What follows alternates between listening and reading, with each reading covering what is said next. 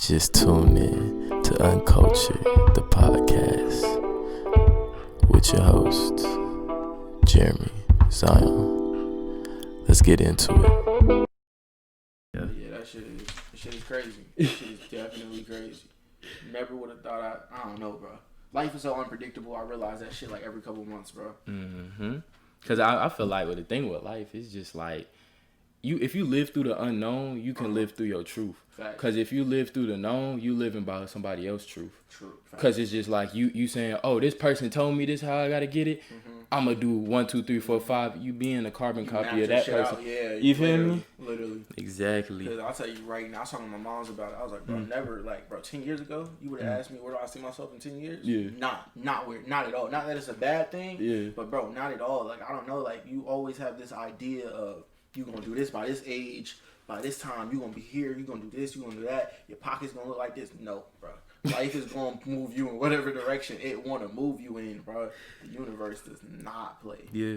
And on top of that, the thing is, the universe sit there and test you. I feel like, because I always say, bruh, okay, just because I may have dropped out of college, I still go to university. You dig me? Right, okay. So it's like, either way, because I chose to choose that route, I have to listen. On top of listening, it's the fact that I have to correct my mistakes. Because it's like the universe will also show you, oh no, you thought shit was sweet? Oh, okay. Bro, all the time, oh, okay. Bro, I say this shit all the time. Let me show you some. Life got hands and it be beating my ass, bro. Life has, like, I'm talking, life will beat the shit out of you. Yeah. But it's always a lesson, bro. Like, life beats you like your parents do. Hopefully they don't beat you for no reason. You feel me? It's like, is you getting his ass whooping because you needed it. You need to learn some shit. That's how life is, and it's like, I don't know, like, I think it's easy to look at. I think what makes it worse is it's easy to look at somebody else on social media, somebody you know, and go, damn, bro, they living it up right now. Not knowing what they battling and what they going through, it's a whole lot easier. And then you compare that to what you going through, and shit seem like hell. You just like, bro, this nigga just got a car, a crib, and I'm over here struggling. But you don't know what that nigga had to go through to get that car, to get that crib. You feel me? All you see is the end result. And I think we as people, bro, or at least I'll say for me, speaking for me, I'm good at looking at the end result and not the process of getting to that shit. And that's what brings me down. It's like, damn, that nigga just hit level 10. That shit seemed like a breeze. Not knowing, damn, forgetting it's 9 levels you gotta go through to even get to level 10. So that shit crazy. So I'm learning to focus on whatever level I'm at, bro. If my nigga on level 20 and I'm on level 5, congrats to him. I'm working on me because I know I'm gonna hit level 20 on my own time in due time. You feel me? And not only that, you don't even know what the level gonna look like. Because it's like if you fall, because let's say you do fall in love with that ending product. Once you get to that ending product, then what's next? Facts. You know what I'm saying? What are we doing now? Facts. We just gonna stay here and be cool? You know what I'm saying? And so then, it's bro, like people are good for being content, bro. They get to level 20, and level 20 may hold like I said, the crib and the car, and that 9 to 5, and niggas just okay with that, not knowing, bro, 5 to 10 more levels. You feel me? Shit is better. You feel me? So I'm working on trying not to be content. Like, shit, I got a reading done a couple years ago, and I've been living by this shit, and it's like, bro, my life is all about balance. You feel me? I can't get too high, I can't get too low. I gotta find balance, and that's hard as hell. First of all, so anyone who may be listening, that shit's hard as hell. It sounds good, and you like balance is better. I gotta know it's hard as hell because you never know what's too high, you never know what's too low until you reach it. You gotta go through it. You gotta go through it. So I'm telling you, like, that's me right now trying to find balance. Like, that's why, like, since we keeping a whole butt, like, my parents do not fuck with, like, I won't say they don't fuck with me doing drugs, but then again, they don't. They like, bro, you choose your own decisions as long as you being safe with it. You old enough to choose your own decisions, but you gotta remember your balance. You feel me? Drugs may not always provide a balance. Like, I think drugs do a good job at tricking people into that because you feel numb or shit go away and you mistake that for balance. And it's like, nah, bro, drugs really just give you drugs are really like an outlet, you feel me? But outlets are never the solution. Like, that go for writers and dancers. Writing or dance is your outlet, but it's not the solution to all your problems. It's just the, you feel me? It's just like the blueprint to find the solution. It's, you feel me? Like I said, I was watching the last one and you was talking about the art of motion and shit like that, bro. People dance on the vibrations and that shit lets go, bro. But when you're in that vibration that you need to be, that's when the answers really hit you. Like, for me, I'll be writing a poem and I'm in a pocket and I'm barring the fuck out. And I'm just like, yo, this shit is crazy. Mine go to childhood trauma when I was 10. Answers hit me out of a poem. Totally unrelated type shit. So, yeah, I say all that to say balance is hard as hell. But for me, and I think for a lot of people, they don't realize this, bro, balance is key. You can't get too high. You can't get too low because that crash, that's going to be fucking ridiculous, bro. That is facts. Cause, and the sad part is the fact that you got to crash because you got to find out where it's at. So it's like, really, if you got to fall in love with your own journey.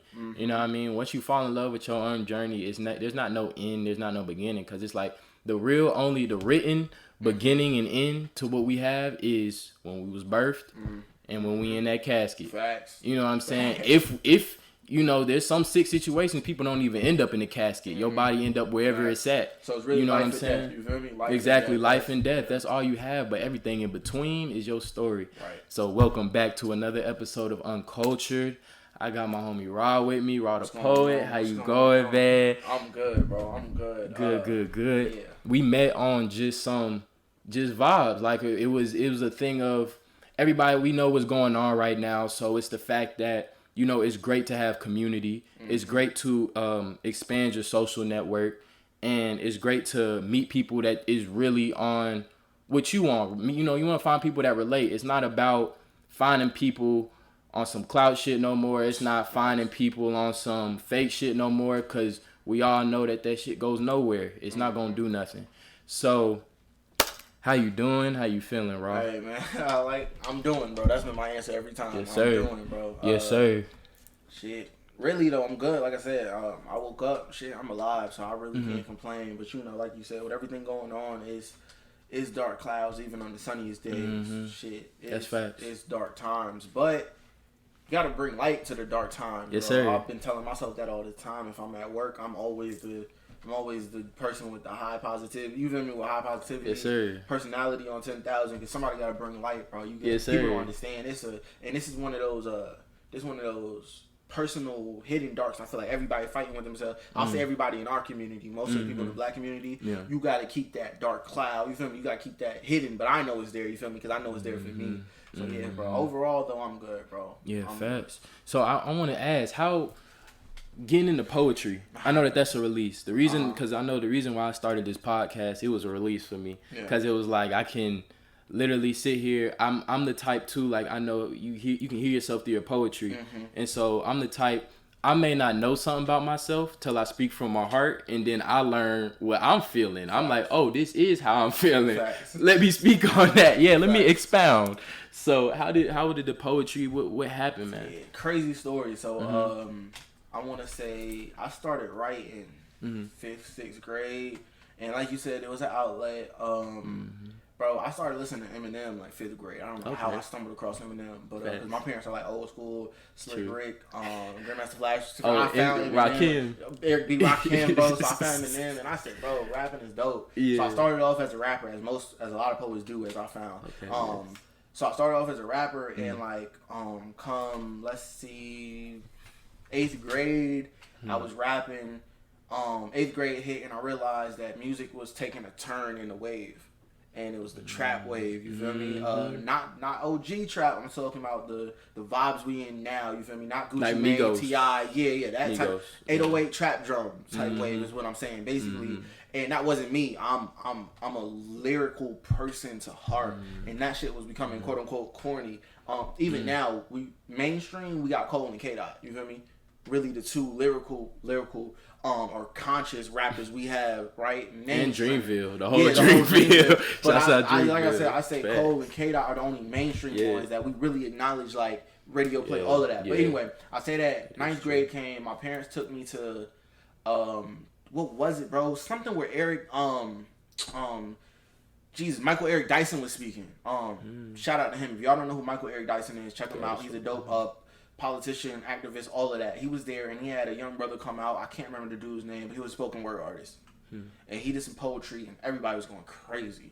And I left that event, and I looked at my parents, and I said, I could do that. Like I was like, bro, I could do that. They were like, word. And my parents are like some show me type niggas, like to the heart. They're like, show me. So we came about it. My mom came to me, and she was like, yo, this is open mic for Breathing. Shout out Charlotte Breathing.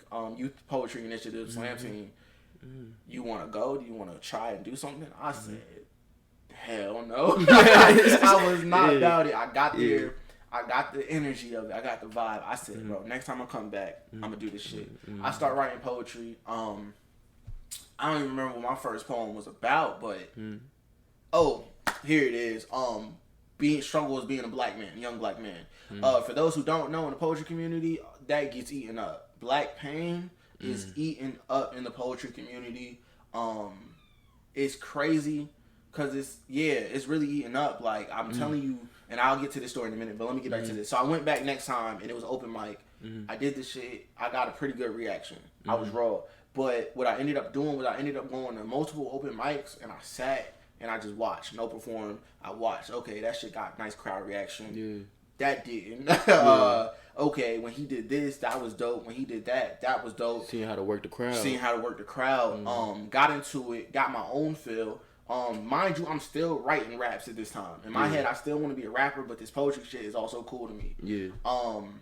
I noticed going to the open mics, I was like, I mean, this poetry shit is cool. I like it. I know I can write. My pen is dope. My performance probably still needs some work, but I don't relate to nobody on that performance aspect. Like, I don't like this draw emotion out of nowhere type feel. This I'm about to cry, but I was just smiling 10 minutes ago. I can't do that. That's not real for me. So I'm like, bro, where can I relate? How can I get my performance aspect up? Then I stumbled across battle rap, which I also partake in, and I still do. So I found battle rap. I'm talking URL, smack, that type of battle rap.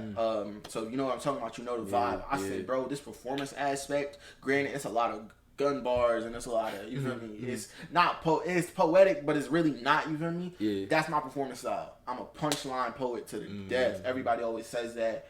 I'm not emotion. You will feel emotion, but you gonna feel it's the wordplay, it's the bars that's gonna hit you. It's the way I take one word and another, bring it together, and that's me. So that's really how I started getting into poetry. I stumbled into it. I did some slams. And this is where I learned that Black Pain was eating up. I came to a slam, and I placed, and I came back, but I barely placed. And I was like, all right, I was ill prepared. But I came back with some heat. I'm talking, it was fire, crazy. Crowd went crazy. I shut the building down all 3 rounds. Solid. But the judges were not fucking with me. And I'm like, what's going on? What is it? And I'm like, okay, let me pay attention to the pieces. And by the 3rd round, I realized that the pieces that were scoring high were black, and it's painful to be black. I'm bringing stories, angles, some happy shit, some this is what it's like, some she said poems, which y'all don't know. That's like a poems to females. She said this, and it speaks on the emotions of being female. I'm not trying to speak as a female, but this is what I noticed, right? Yeah. And the crowd is eating it up. It's going crazy. Like I said, I'm punching to death. My bars crazy. Wordplay crazy. Yeah. Crowd, I'm getting reaction like I'm at a concert type. You know, everybody standing up, standing ovation. Solid. But I realized, which it was, but what I realized was, like I said, to the judges, because slams are competing. For those who don't know, poetry slams is where you go, you compete. You start with like 12 people, you narrow it down to 6, and you create a slam team. Needless to say, that killed me. Because I felt like I was robbed. Because I'm like, bro, the crowd is saying one thing, these judges are saying another. What's going on? And that's when I realized that Black Pain is like... pushed. Yeah, bro. And like I said, and mind you, I think the judges at the time were like 3 white women and a black lady. And like, come on now. And I'm like, come on. Like, they're scoring like 10s for all these black poems. And I'm like, this shit is not that good. No offense to anybody who sees it. This shit is not that. I've heard this shit 1,000 times. Yeah. Every black poem is different. Granted, the person, and I'm not trying to minimize the effect. I'm not trying to invalidate your feelings. But it's like old heads with this new hip hop shit. It's the same shit over and over, but maybe a different flow, a different auto-tune effect, and a different beat, you feel me? Different voice, same shit though. That's me. I'm like, bro, this shit is not hitting as hard as it should, or it's hitting harder than it should. I'm black, I get it, but is this all poetry is? And bro, I took a break for like 2-3 years because that killed me. Yeah. That killed my spirit, and I was like, bro, what the fuck? Like, this shit is not it. I still identified as a poet. By then I had given up. I didn't give up music because I still do music, but I don't release music. I took the title of poet, and I'm just doing little open mics here and there and shit like that. But yeah, that's how I got into it. I know I kind of did a whole story arc. That's what we're here for. That's what we're here for. But yeah, bro, that's how I got into it. I got back into it maybe 2018 when I went to college. And my school, UNC Pembroke, shout out Brave Nation. Yeah, they were doing open mics, and there was some dope poets there, and I went up there, I did a piece, and niggas was eating it up. So I was like, okay, I'm meant to do this. This is confirmation. So now I'm back in it. I'm doing it full throttle. Like you said, Rod the Poet, Rod.the Poet on Instagram if y'all want to go follow me. Yes, yeah, that's my poetry. Be plugged in. That's and when you touched on the fact of how the judges was eating up the Black pain, I feel like that's the same thing of how rap music is delivered through the mainstream. Facts. Where it's like stuff is pushed so hard from only these specific sources, so they have the power in that case to be able to say, okay, this is what we're looking for. Like any record company, you heard like artists speaking on stories that just you know, the record company gonna eat you up, all this, always. But it does not sound like a wholesome place to be not at all. Containing art. You know what I'm saying? Because it's like at that point it's not about the art. You know what I mean? It is about only saying that Blacks only feel pain. Blacks can only go through pain, and it's like that was 462 years of pain. You know what I'm saying? In that way, before being separated from what we knew before. Right. And so it's like now there's a switch where it's like, why make why be comfortable? Why we used to being uncomfortable. I mean, comfortable with being uncomfortable. Yeah, bro. So now it's like it's been so many years where it's the fact that it can't be nothing else for us. Like we literally have to be happier. We gotta be more joyful. We gotta be pushing ourselves into a better direction, because otherwise there's no reason for us to be here in that way. And that's what I'm feeling when it comes to the art, the lyrics, all that. Like there was a time of just the lyrics being shunned upon, and it's because of, I just feel like even you think about the frequencies and the 808s within the music, it dumbs you down a little bit. Yeah. Because it's like you're hearing repetition of words, but you're not finding words. Yeah, you're not feeling that. Yeah, you're not really finding words to sit there and like, okay. But then it's the definition of saying a lot but saying nothing at all. Exactly. Yeah. And then on top of that, feeling the pain distributed to you, that it's like, in hearing that mainstream all the time, and wonder why you wake up feeling hurt. Bro, and you know what I'm saying? Especially the fact if you don't switch up your music genre, if this is all what you listen to, because hip hop is a culture. Yes. You know what I mean? It's not a music genre. Hip hop is a culture. It's our culture, by the way. For those who try to argue hip hop culture is not Black culture, it's our culture. But we can get into that later. And the first people that came that was not our culture within hip hop was the Beastie Boys. You know what I'm saying? And even them, they came in with respect, and they was respecting the lyrics and did their thing. And that's hip hop rap. That's hip hop rap. Yeah, that's hip hop rap. Because not to mind you, the Asians definitely took b-boying and was killing it. I'm from New York, so you know I got the history. But when hip hop was first record scratching. Then it was breakdancing, it was b-boying, you feel me? Then came the lyrics. But I'm telling you, at first, it was, crazy thing was, it was a Jamaican Black man who started hip-hop. DJ Kool Herc was straight from Jamaica, you feel me? Then it was Grandmaster Flash, all of that. So I could get into the hip-hop, I could get into all. But I'm telling you, even when the Asians came, right? We looked at the Asians as, like, I say this oftentimes, in a lot of parts of New York, nigga is not a color, it's your financial and your economic standpoint. A white boy can be a nigga too. You feel me? Look, you might have just said something there. I'm telling you. Yeah. So it's like, for sure. So a lot of people go, right? Like I say, when I first moved down here, and it was like I could tell it, the fraud within white people were trying to be Black, right? But it's one thing if the white boy who talk like us, who dress like us, bro, live right next to you in the projects. He is you feel me? That's your brother, you feel me? So I'm telling you, but I say that like that's how it was with the Asians. When the Asians came and they started breakdancing, bro, they felt us. We were all in the slums, you feel me? It was an Asian corner store you went to get your milk for your grandmother's cigarettes, you feel me? We all in the same environment. So it's like, they heard the music too when they was out at the park. Why? Because they lived in that neighborhood. These days, it's a lot more of, I can like, bro, I'll never forget this. Who was it? God damn. Post Malone did an interview. And that motherfucker said he did hip hop because it was easy. that shit blew the fuck out of me. Mind you, we in a generation where niggas don't care, but for me, I said, bro, this white nigga did not, this white boy did not just say he do, like, you don't understand, like, granted, hip-hop may be easier, a lot easier now, because you need a certain sound, you need a certain look, and I'm gonna double back to what we was actually talking about, but I say this to say, yeah, bro, it's, for us, it was pain being transferred, you feel me? And listen to me, bro, to all y'all people who listen to a lot of XXXTentacion, Juice WRLD, Lil Peep, that type of music, bro, it's a similar vibe in the sense of it's very depressing, it's sad, bro. If you're wondering why you're so depressed, why you're so sad, why you feel like, you know, every day you wake up, bro, it's the music you listen to. You're feeding yourself that energy, and like you said, it's repetitious. The hook is going to play about 3 or 4 times before the song is over. So if the hook is, I want to kill myself, I'm depressed, you hear that shit 7 times within the song, it's gonna feed into your brain. Granted, like I said, and that's why people always say, damn, like, or my mother will say, why is this generation so depressed? We're fed depression, you feel me? Just like how the 80s babies were fed crack and drugs and gangster rap and gang it was banging, about bro. cream. Yeah, dollar bill, y'all. On, you know what I'm saying? Everybody want to hustle the streets. We were fed that. We were fed that, bro. Thanks. Like, and that's hip hop. We were relating to hip hop. Yeah. Granted, I guess maybe 60s and 70s music, you weren't necessarily fed anything, right? You were maybe fed love. Maybe that's where, like, Black Love was really in its peak. When you had some Barry White or Teddy Pendergrass playing, you know what I mean? Like, you were fed love. We're fed depression. Oof.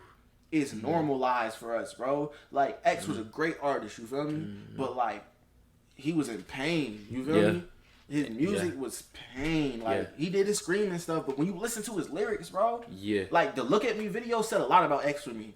From the hanging on the tree to the being in heaven, like, bro, it said a lot about X, and I respected it. So I'm not hating on X. I love X. I was a little late on bandwagon, but still love X. Juice WRLD, love Juice WRLD, dope artist. His music, bro, like, I'll put it like this: Future was on his lean. I do Molly, I pop pills. That's me, bro.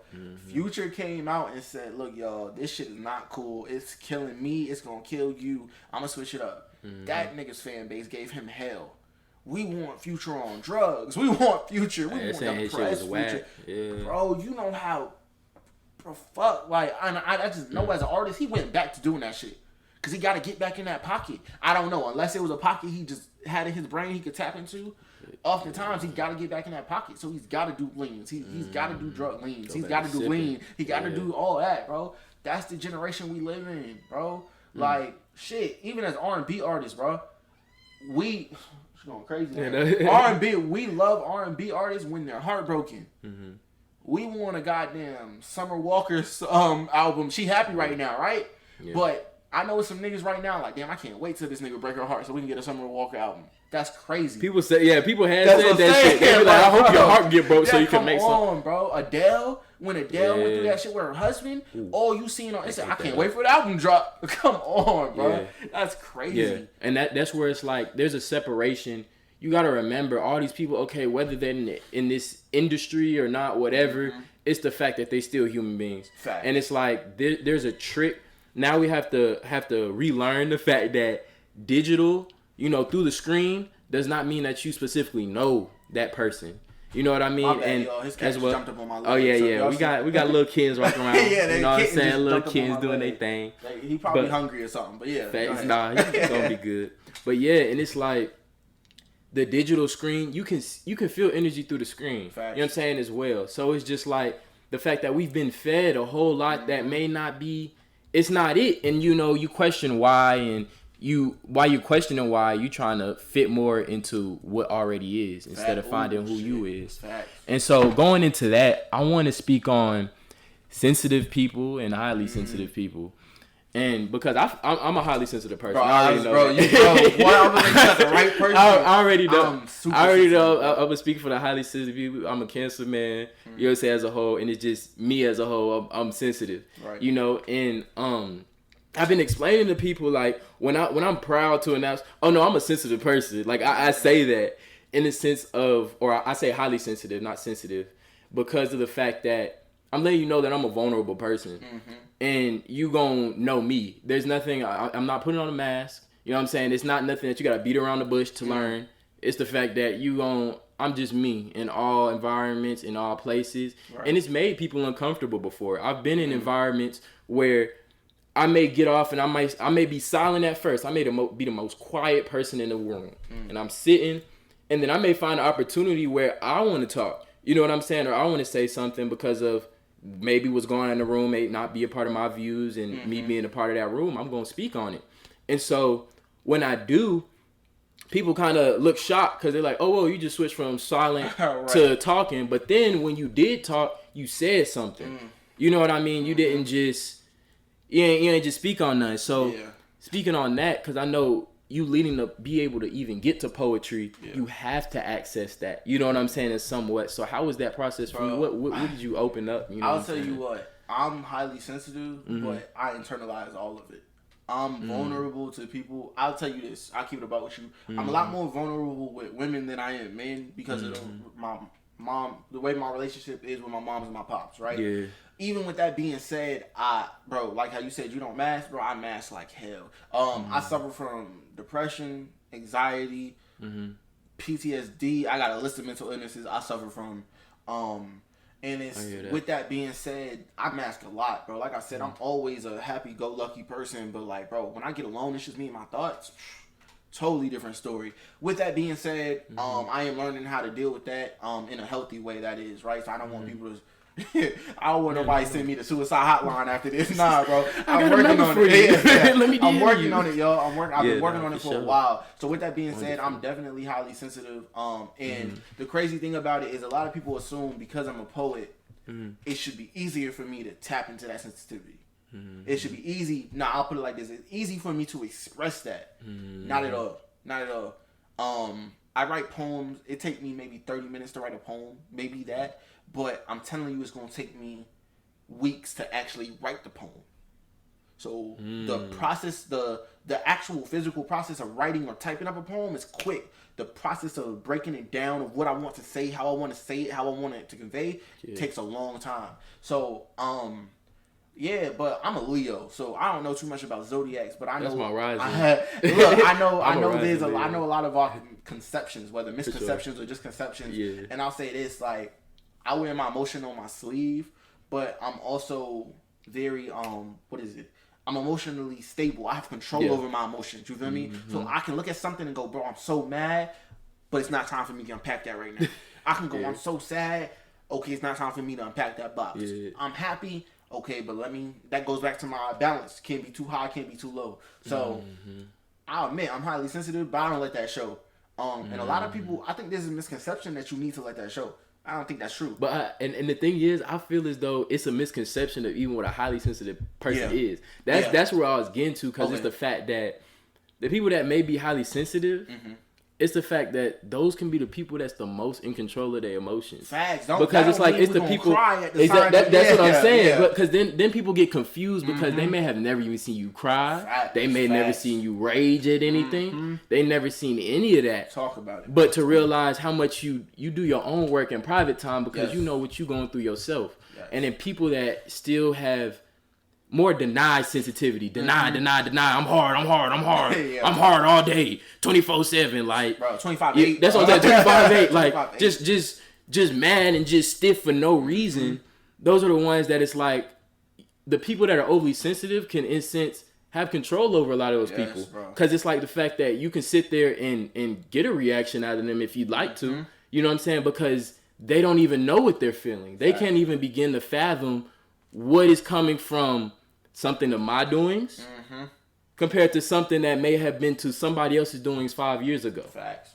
Or even to their own doings. That's so true. You know what I'm saying? And who they know themselves as. Yeah. So I feel like it's definitely a difference, because even when you think of sensitive people, I feel like there's a difference between sensitive people and overly sensitive people, because sensitive people, I feel as though they look for validation out of somebody else's comfort.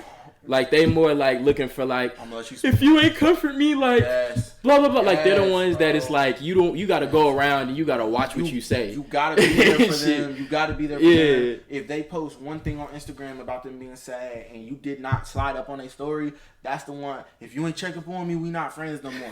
Exactly. And that's what I feel like is a sensitive person in the sense of like. It's like you know that you're feeling something, but you look for other people to find out what you're feeling. And I feel like overly sensitive people have crossed that line where it's like, I know I feel a lot. I feel a lot of shit, but nobody can even begin to fathom and understand what I feel. So I have to go find it myself and learn all these feelings that I feel and organize it. It's not even like you can't just say, okay, this was from Matt. No, you have to organize, go through. If you haven't done it ever before, it's like you have to go back. You know what I'm saying? With stuff that you've been carrying on your back. Yeah, you know what I mean? I just want y'all know, this nigga spitting right now. This nigga, he just hit some shit, bro. I want to kind of veer off of that topic. Let's come back to that. But let's talk about this. Let's talk about like we said, we're highly sensitive, right? For sure. Let's talk about how a certain way to pinpoint a sensitive person is those people who feel entitled to your emotions, bro. People who feel like they're entitled to know how you're feeling 24/7. Like if you talk to someone and you're like, man, I'm really fucked up right now, and they're like, what's going on? And you say, I don't want to talk about it right now, and they get mad over that. That personally is a pet peeve of mine. Like, don't get mad because I don't want to confide in you. I don't have to confide in you, bro. I confide in myself. I want to work it out. I don't need you to hold my hand. Let me tell you something. People like that are dealing with are the people who don't deal with their shit. A person who's forever wants to fix somebody. And there's gonna be some people who get offended by this because y'all gonna feel this. The person who wants to fix somebody 24/7 is the person who is neglecting to work on themselves. That's like saying your car broke down and it do not work, but you at so and so house fixing their car. You have all the tools to fix somebody else's shit, but you don't want to fix your own. Don't do that. Stop that. I won't say stop that. I'll say work on it. You feel me? That's a character flaw, and that's for me. That's how I know if you're a sensitive person. Because the reason why is like if you go in and you find out what's wrong with everybody else, that means that I feel like you can mouth off a lot without doing the work. You know what I'm saying? Like it's like you can say it's easy, but as it's always been said, easier said than done. For sure. Like and so it's like you can tell from a third person perspective. It's easy to take in and listen. Like. Okay, well, it's easy. You can do this, and this gonna make this better. Yep. You know what I'm saying? It's like, okay, you told them that, but you know that just what you told them, they still have to do all those actions. And then even then, it's like, is it gonna work out in their perception? Is it gonna work out in their life for the advice that you gave? No, you know what I mean? And it's like, so in that case, you shouldn't want to force things out of people in that way. So, and it's like, it's more of you should find comfortability if somebody comes to you and feel as though you may make them comfortable to help them find out themselves. You know what I mean? It's never a rush on that. Because then if that's the case, and then on top of that, you're a helping being and you have the energy inside of you as well to be able to provide that help in that moment, sure.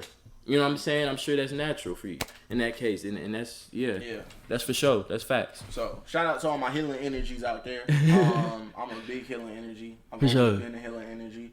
I'll tell you what, most healing energies, I won't say all, most healing energies derive from some type of pain. You feel me? Some type of pain you've experienced on your own. I always say that. Like, for me, I've gone through literal hell and back, you feel me? And that's why I'm a healing energy. Granted, what I learned was you cannot be a healing energy and not have someone to heal you. It's like you can't be a doctor and want to fix everybody, but you're not going to your own checkups. You're not getting your own checkups. You feel me? That's what healing energy. I just explained this to my friend. If she see this, she gonna know who she is. But I was talking to her and she was talking about how she was done with life. Wasn't nobody there for her. And I'm gonna come back on that too. You gotta be careful saying nobody's there for you. But she was talking about how nobody's ever there for her. And like I said, this is my friend. So and she's suicidal thoughts, blase blah, right? And she's I'm always there for people. I'm always fixing this person. I'm always hugging that person. I'm always the shoulder to lean on. That's cool. You're healing energy. I can tell. But guess what? you gotta have somebody. You gotta constantly, like, it's like being a well. You gotta have a source of water running into that well 24/7, or you're gonna run dry. You can only have so many people take from that well if you do not have another source of energy flowing into you, and it's gotta be healing energy. Healing energies need other healing energies. It's literally a domino effect. If you remove one of those dominoes, somebody's not gonna get the energy needed. So that goes perfectly into this sensitive and highly sensitive thing, bro. Everybody thinks. I don't think we think. I think for some reason, when instead of dealing with our own shit, we go to deal with other people's shit. I don't get it. Like, I used to do it, and I still can't. I still can't explain why I did it. But it's like, bro, why do I want to deal with everybody else's shit, and I can't even deal with my own shit? And I think what it is it's a sense of validation. You feel like the hero in that situation. You feel good. You feel needed. That's another thing. You feel needed. You feel wanted. You go, damn, I can't fix myself, but if I can go fix person A and person B, maybe I'll feel good. No, fixing people take energy. A lot of it, bro. Like, if it was battery percentage, bro, by the time you fix a person, you could be 100, you at 10, you at 5. You getting a warning. You feel me? You getting a charge soon warning, bro. For sure. So, yeah, bro, healing energies out there, be careful. Please be careful. For sure. And that's where it comes to. It's, you must create your own boundaries. If you're not standing in your own boundaries, and even if I'm saying boundaries and it's foreign to you, that means that, just start. You know what I'm saying? Oh, right. And acknowledge that these are your boundaries. Because if you that's the thing, it being healing, you may be able to feel like you're letting people because you feel as though the fact that they can come to you and just immediately just feel, I'm good again, let's go. You know what I'm saying? You have to check into yourself. So it's okay as well to be like, I'm not that person today. You know what I'm saying? I'm not that person today. You got it. And then you create that boundary and let them know that I'm not in the mood right now. You know what I'm saying? Or I can't listen to this right now. I can't feel this right now. And it's that's a boundary. You know what I mean? As well as don't let your feelings be invalidated as well. Like, what you mean? I'm the only way that you come to. Well, that's okay, because at the same time, their emotions is their responsibility. The same way as your emotions are your responsibility. Facts. So, and once we understand that, then you won't have to get mad because your perception of somebody didn't fit what you had expected. You know what I mean? Because you're not listening to that person. You're building a character of a version of that person that is not, you can't be that person. You can't feel that person. Yep. You never gonna live that person's day 25/8. Nothing. So don't take that energy to create a perception of somebody. Accept as is. Everything that you're getting is what you get from that person. Keep it there. You know what I'm saying? Shout out to Court. For sure. Because I was just talking. I'm not going to say what we're talking about, but it was something along the lines, and I told her, I said, yo, you're not gonna get answers to a lot of your questions until you learn to unapologetically be yourself. That's accepting all flaws. That's accepting does not mean being content. Accepting them and then working on them is what I mean. You feel me? That's going, okay, I mess up here, I mess up there. This is what's wrong with me, which is probably not the best way to look at it. But here's some areas I need to fix. Then actually taking the steps of fixing those. You gotta be yourself. Because oftentimes, I think what happens is we look at the people who we confide in, we look at the people we go to, and then, like you said, we try to be that person. Or we try to be the person they want us to be. Like you said, it's easy to go, you got to go 1, 2, 3, 4, 5, 6. These are the 6 steps to getting better. But it's like, bro, those may work for you, but those may not work for me. And what happens is if when I go and I see that those steps aren't working for me, I'm going to go, okay, maybe I got to try to be more like them for them to work. And it might work. You feel me? Trying to be you might work for the steps you gave me, but they not going to fix my problems at the end of the day. Or they'll be temporary solutions. And people are really good for settling for temporary solutions. Like, I advocate for weed and all of that. You feel me? Not for all of that, for weed. Yeah. Weed. I advocate for weed. Weed is a temporary solution when using them for emotions. You feel me? For people who just do weed to do weed, like you Snoop Dogg, Wiz Khalifa, them they just smoke the smoke. If you're doing, you feel me? If you're smoking to numb the pain or to deal with emotions, that's a temporary solution. Yeah. I'm not saying it's wrong, but you need a more permanent solution. Yeah. Weed is your temporary solution, but what is your solution that's gonna end the pain permanently? That is not suicide. You feel me? Because I know that's That goes to a lot of people. If I keep it real, you need a positive, permanent solution. Let's put it like that. So I don't know, bro. Like, it's so many. Yeah.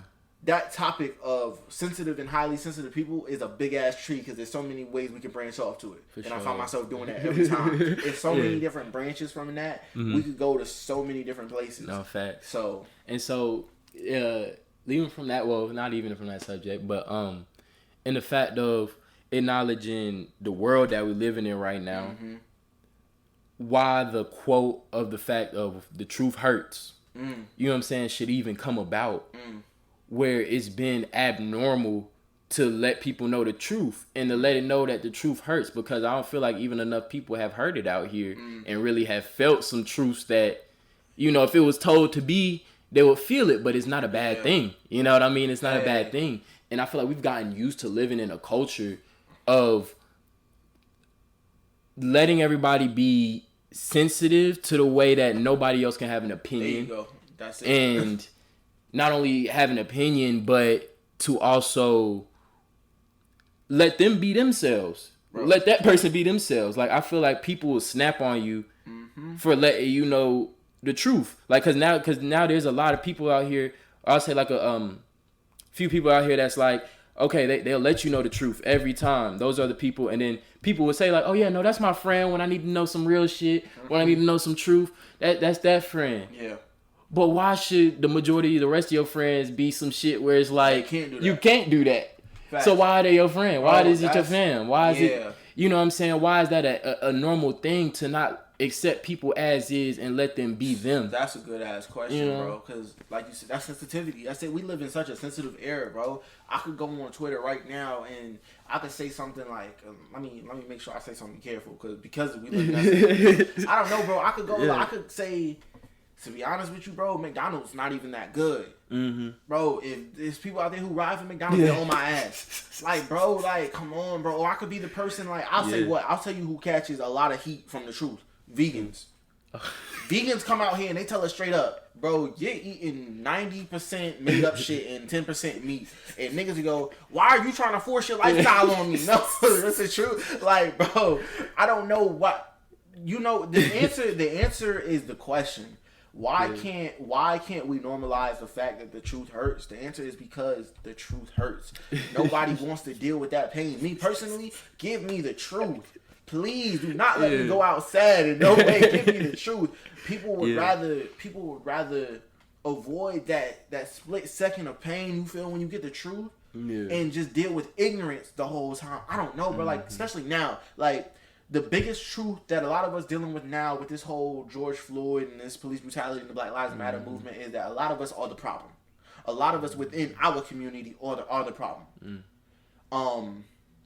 Like, here's a I don't know, or not even us, people in general, bro. The people online who say, well, I'm not racist, but black people do kill more black people than anything. You're the problem. Then they get defensive. We say, hey man, we know that, but that statement right there means you're the problem. Then they get defensive. I'm just giving facts. That's just a fact. You can go on the FBI website and you can see that's a fact. Bro. That's cool, but you're the problem. You feel me? That's just an example. I could dive deep in that, but that's an example. People don't want to know the truth because the truth hurts. It's literally, keeping on that subject, it's like exposing a person who claims they're not racist, but calling them racist, they're going to get defensive because it's true. Because the whole time they're telling themselves, I'm not racist, that could never be me. But the moment a black person or a person of color comes out and says, that was pretty racist, you're racist, they're defensive. You feel me? And they hit you with another racist line on top of that. They don't realize, they'll be like, I have a black friend. Ignorance is so I have a black friend. A black friend? Yeah, right. A black friend? Okay. Ignorance was never bliss. Ignorance was never bliss. It's still not. I got a line in. Alright, so you know we got this event coming up. For sure. And I'm performing, and I got a line in my poem where I say, ignorance was never bliss, you fear the things you ain't know. And I'm not gonna go through it, but that's just the line right there. The next line is, if knowledge is power, then our people certainly came close until we heard the gunshot that started this race. So if Usain Bolt, that's a bar. But anyway, I'm gonna stick to the ignorance was never bliss, you fear the things you ain't know. Bro, that's so true. Ignorance is not bliss. You fear the fact that you didn't know you were racist. This whole time you were living the life as a racist, and it's just hitting you. You're scared of that. Because now you have to subconsciously admit that you're a racist. You don't want to do that. You're scared of that because you're afraid of the backlash that comes from that. Bro, half the times people don't want to admit that they're ignorant. They're ignorant to being ignorant. Black people are so good, bro. You call a black person ignorant, you might, bro, calling a black person ignorant is like calling anybody a bitch. It's super offensive. You feel me? If you call a black person ignorant, they're ready to fight. No, bro, ignorance is not a bad thing. Ignorance literally means you lack information or you do not know. Bro, simple. Just gain the information so you can no longer be ignorant. But everybody wants to be a know-it-all. That's the thing. And that's the sad part, because then the people that may know a little something, because I ain't gonna say still know everything. They may know a little something.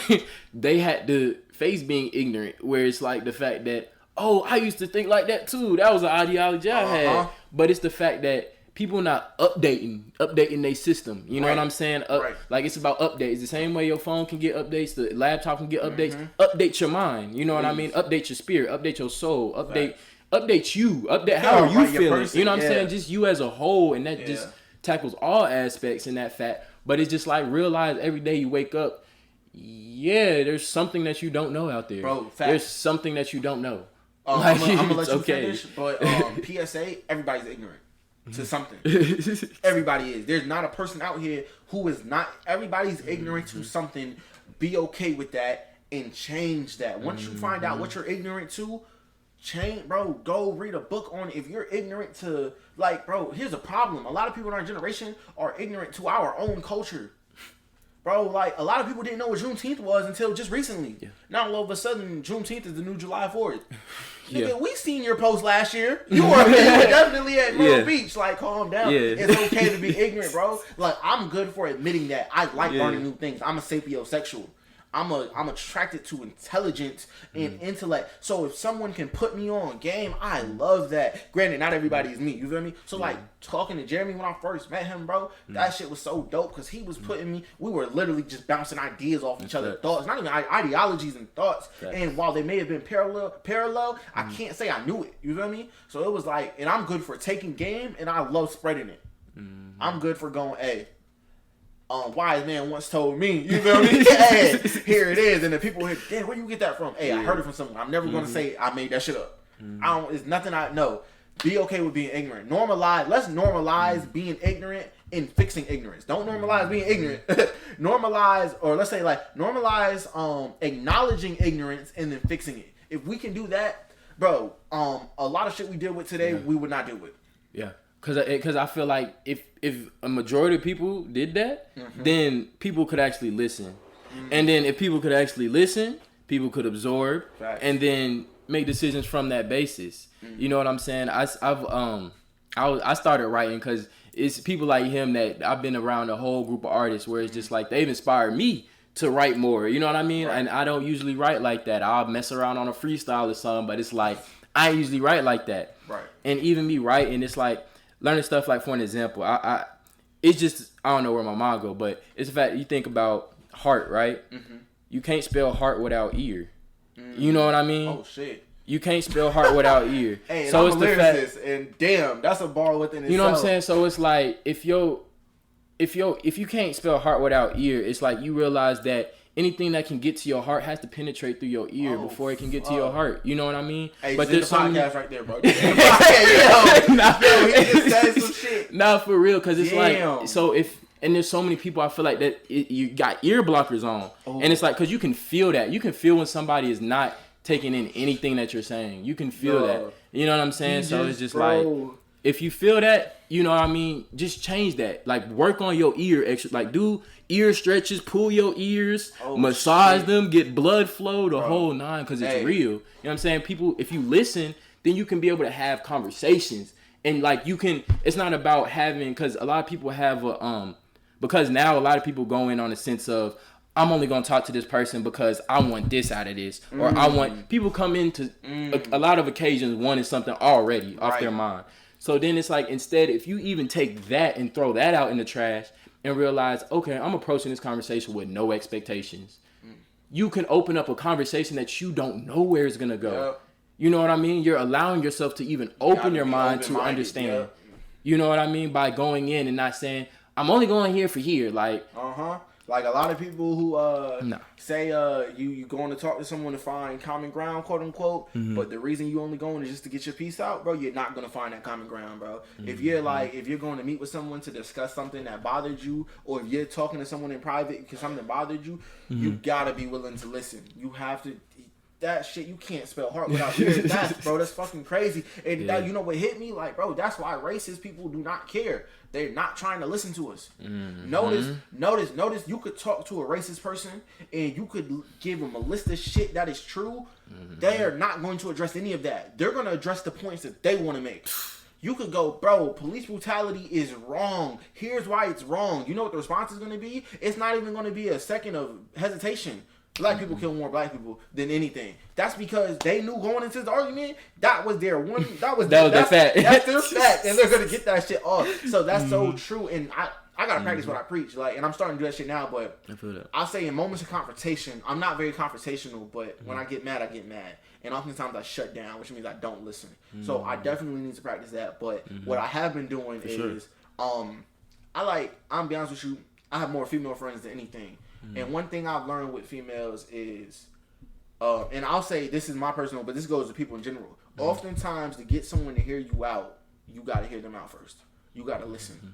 I'll call a person, and I'm just referencing my female friends. I'll call a female friend, and they'll say, I don't want to talk about it, or talk about it means conversation. Yeah. I'll say, fuck, we don't got to talk about it. You just talk. Just go, rant, vent. I'll listen. I won't say nothing. Tell me when you're done so then I can talk. If we did that with a lot with people, with friends, family in general, bro, because then what that does is, and don't listen for the purpose of rebuttaling. Don't listen just so you can rebuttal. So you're going to go, I'm going to remember that shit because I got a fact. No, just listen to listen. Because what's going to happen is you're going to go, damn, I felt that. I can relate to that. Blah, blah, blah. damn, that's me. But then also give your piece, give your perspective. Don't give your rebuttal. Give your perspective, bro. What's a 6 to you is a 9 to somebody else. It all depends on how you look at it. And then, as my dad would say, perception is reality, bro.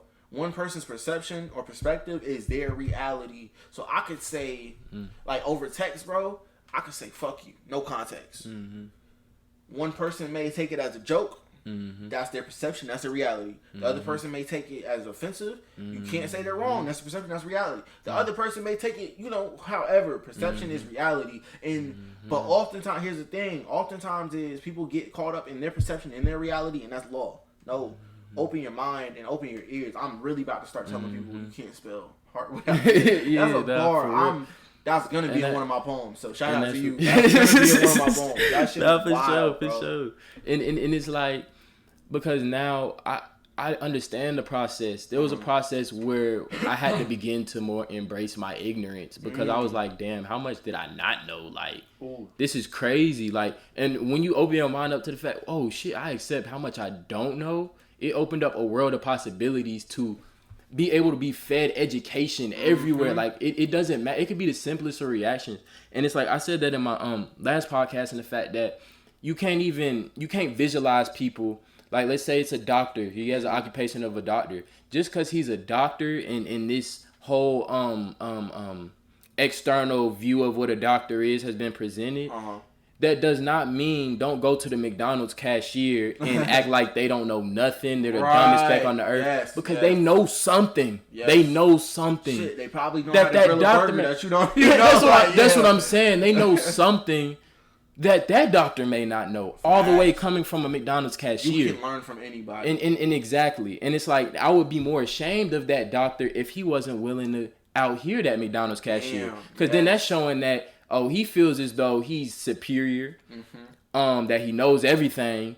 And it's like, if that's the case, then, I mean, you good, bro. You might as well exit. You know everything about the world. You know everything about the universe. You might as well off yourself. Bro. You know what I'm saying? Talk with someone a while ago. Might as well off yourself. If you do not want to know everything, because then, bro, our purpose of living is to learn, whether you realize it or not. Subconsciously, our purpose of living is to learn. So that's just that. Also about that, bro. I'm telling you right now, life is the best teacher. You feel me? The shit you learn in school half the shit you're not gonna use, right? I'm not gonna say that for less than half. I mean, doctors is a little different. If you go to school for neurology or like neurosurgery, I hope you use everything you learn because you're gonna need that. But I'm talking in perspective of the McDonald's worker and the doctor, bro. Just because he's a doctor does not mean he's smarter on a book level. You know what I mean? But I guarantee you, there's a possibility that McDonald's worker is probably more experience in life because he had to live like he had to adult a lot faster than the doctor did, bro. You go to college, you're adulting to a level, but not more than the motherfucker who's already out on their own paying bills, paying rent, working a 9 to 5 every day. You feel me? So yes, be open to learning from anybody. You don't understand. That's why, oftentimes in walking downtown, whether in New York or Charlotte or I'm at my job, I'll listen to homeless people talk. A lot of people, he's just crazy. Don't say that, bro. Like, granted, you can tell when somebody crazy, by all means. Sure. But I listen to them talk. Oftentimes, they got a story, and they just want their story to be heard. And they tell me some shit I've never heard before. Yeah. And it's like, that shit sits with me because it's like, damn, bro. Like, I'll be honest with you, bro. The homeless man has nothing to lose compared to the doctor. You feel me? He has to make himself seem smart or nobody's going to trust him. The homeless motherfucker doesn't care. He's already got the image of being homeless. I would say he doesn't care. He's a lot more carefree at least. You feel me? So I say, bro, listen to people. Do not, bro, just listen, please. That is fact. Open your ears, open your mind, open your heart. But like you said, you can't. It doesn't matter if your heart's open and your ears are closed because one's not gonna get to the other. Exactly. One's not gonna get to the other. And with that leading off, this episode's spectacular vernacular. We got the word hiatus. Is that how you pronounce it? Hiatus. I say hiatus. So it's hiatus. Maybe it's a tomato. Nobody says tomato. That's what I said. But I feel like coming from art, it's like you can play with words. It's wordplay, whatever. Right, hiatus. Okay. If long as you can spell it and know the definition, that's all that is. But hiatus, which is hiatus. The definition is a pause or gap in a sequence, series, or process. So, as I said, I like to add spectacular vernacular with words that you may not use in your everyday vocabulary, but to think about a lesson for the week. So, if you are in a conversation, if it's an argument, debate, whatever it is, go into your hiatus, you know what I'm saying? And have a gap if you feel yourself closing out. If you feel yourself emotionally tuning out. If you feel yourself already generating responses before the person finished what they said. Go into hiatus and experience that gap and breathe on that. Just remember the word hiatus. Just remember that and come back to the moment of whoever you're conversating with, having that moment with, and experience that because that's the level of listening. Right. And as I've said, I've due to like where my mental health has been, you know, I had to get deeply involved with meditation, and you know what I mean. And meditation is not. I say it and I advise people all the time, but they'll be like, how you meditate, whatever, or I meditate while smoking, and it's something that I didn't know.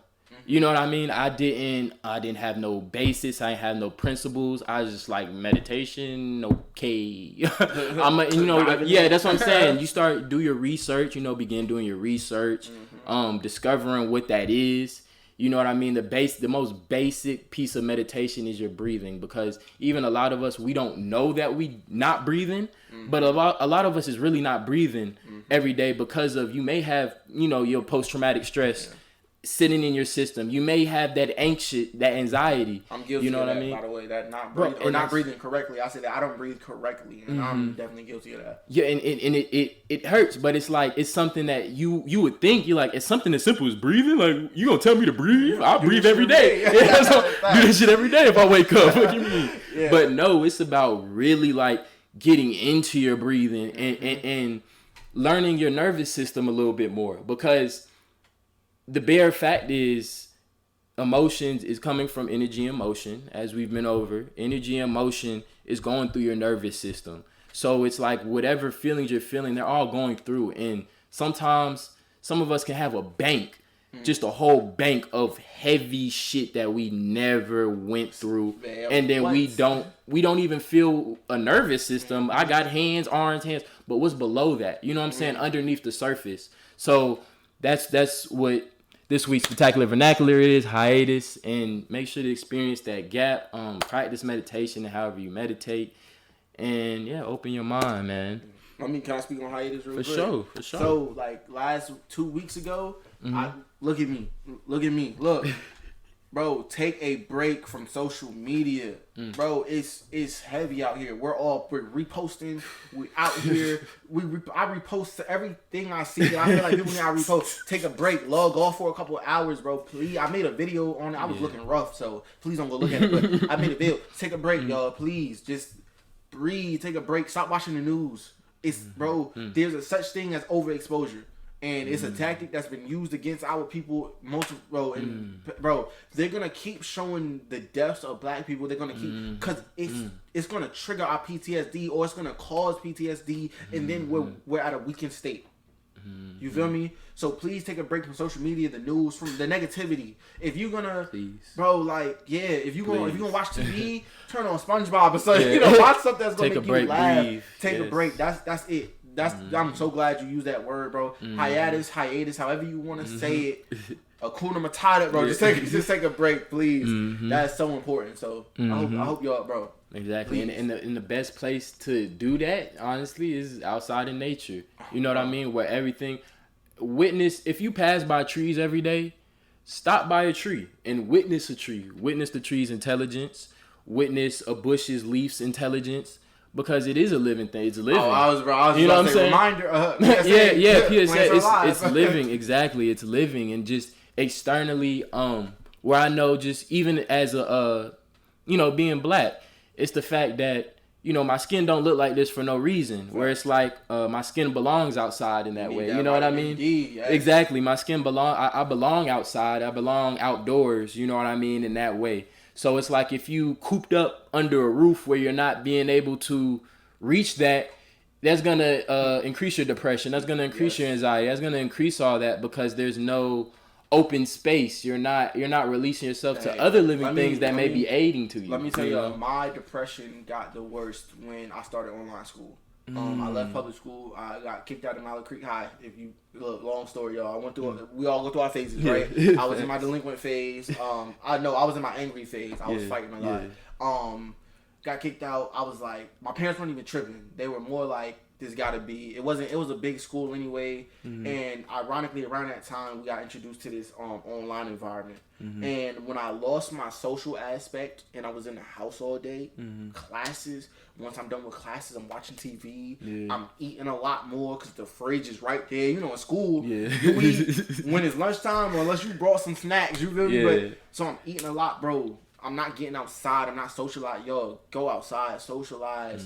Texting is cool and all. FaceTime is cool, but to experience a person's energy in person, it's, bro. I needed this, and I didn't even know I needed this. I was about to go over my homeboy house, and we was about to blow down. We was about to go bad. You feel me? I was about to go chill, but I needed this. He texted me. He was like, "Yo, you want to do this today?" I was like, "Bro, yes, I need this, bro." And I had no idea what we were talking about. So mind you, we came in off of raw energy, and this is, bro, it's needed. Take a break, spend time with your family, and bro, if you're sensitive, embrace it, work on it. If you're highly insensitive, embrace it and work on it. We probably just need to end it right there, right? That's bro. Just work on and yourself. and every day. That's why we're here as Uncltured, the wellness podcast. We getting better every day. Even me as the host, I bring co-hosts because I learn from other people. You know what I mean? And the beginning of this podcast, it was, I learned from myself as well. And sometimes it's times, as I said, I don't know before, but I speak it out, verbalize it, write it down, whatever it is that I can do to get it out. That's what I do. You know what I'm saying? In that way. So, yes, it has been another episode of Uncltured. I thank you for watching. Thank you, Raw, for coming through. I appreciate you. Drop your IG again, your social medias. Ra.thepoet. That's RAH as in Ra the Sun God. Ra.thepoet. Follow me. I got new poems coming soon. I'm waiting until I get some live performances. Outside been closed, but I got a couple up right now. I was looking rough, y'all. I had the quarantine cut. Bandana or headband on all the time, but I got the cut now. We feel good. So, yes, sir. On the pod day. So yeah, we coming, bro. Like I said, y'all gonna see me on here a lot more too. By the way, I just want y'all to know that because this is a vibe. This is needed. Yes, sir. So yeah, that's it for sure. And another episode. Live well, be well. Out. Shit.